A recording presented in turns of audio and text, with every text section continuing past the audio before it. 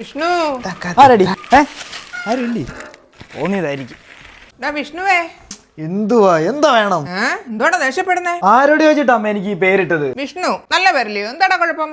വിഷ്ണു എവിടാ? വിഷ്ണുവേ എവിടാടാ?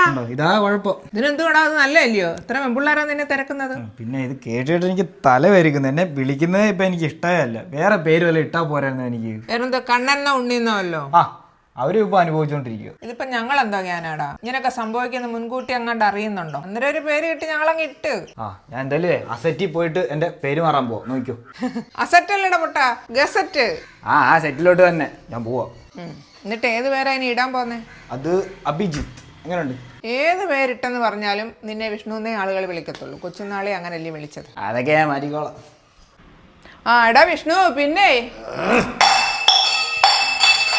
അഭിജിത്ത് അഭിജിത്ത് അഭിജിത്ത് അഭിജിത്ത് അഭിജിത്ത് അഭിജിത്ത് അഭിജിത്ത് അഭിജിത്ത്